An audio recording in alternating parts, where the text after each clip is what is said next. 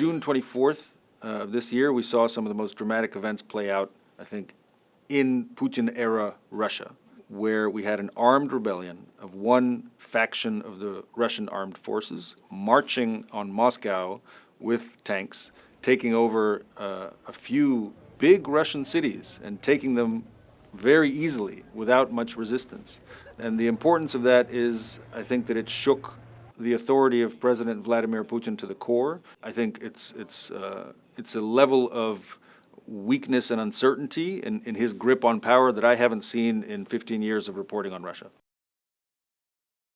The mutineer, it's a term you usually hear associated with pirates and buccaneers, but it's kind of a useful way to think, actually, about the Wagner Group and Yevgeny Prigozhin, its commander.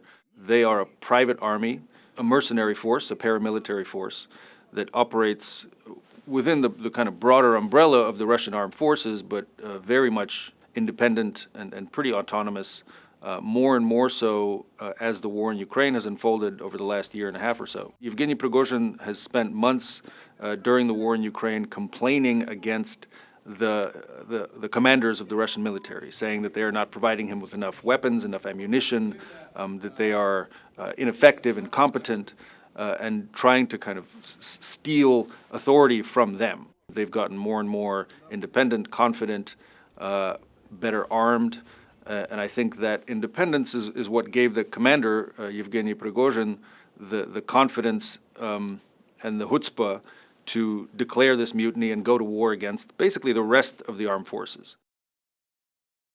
It's very hard to say how this is going to play out from now on. There does seem to be at least the beginnings of a purge going on within the Russian elites in response to this. I haven't been to Moscow since 2015 when they expelled me from the country. Certainly in the last few months, it has been rare for Western journalists to go in there. Very consistently, the regime has gone after every layer of the media. So now the level of control that the regime has and exerts over the media is so extreme that it's very hard to find independent sources of information. We've seen already at least one Russian general who was close to the rebel faction arrested. General Surovikin, better known in the Russian media at least as General Armageddon, for the absolutely rampant and horrible war crimes that he's been accused of. He was in charge for a period of a few months of the Russian invasion of Ukraine, then was removed from that command. General Surovikin is an ally of the rebel commander, Prigozhin. They were quite close. It seems that General Surovikin has been detained or arrested because of his connections to this rebel faction. There's an effort now to weed out or to figure out within the Russian elites who was aligned with this rebellion, who was potentially helping them or giving them information or aware that they were planning this mutiny. So that's going to play out certainly in the coming days, if not weeks. And again, the rebel commander is still free. He's been given leave, as far as we know. So there is still this kind of rebel faction that is not being dismantled. They're still around, and they still can serve as a kind of alternative center of power, alternative center of gravity for any factions within Russia, within the Russian elite, within the Russian military, to gravitate towards in opposition to President Vladimir Putin. I think one thing that's been very consistent in Putin's 23 years in power is that he was the man at the top of the pyramid, at the top of what he called the vertical of power, this kind of great machinery of the state where he was at the wheel and all of the other elements of this machine, all the different clans and towers of the Kremlin, they might fight with each other, but Putin was always the kind of arbiter above them all who could settle disputes and who could put people in their place when they challenged the system.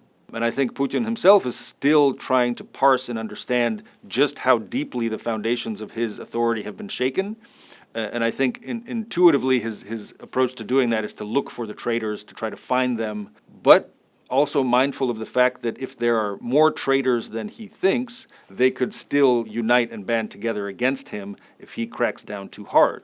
So it's quite a delicate balancing act that he has to strike, right? He needs to put down the rebellion and control the treasonous factions within the Russian elites, but he can't do it so harshly and so openly that they have a mind to unite again and maybe make another attempt to take Moscow. But I think I would expect that Putin will now impose even harsher controls over the elites and try to weed out, arrest, if not kill, enemies that he sees around him, that he imagines around him.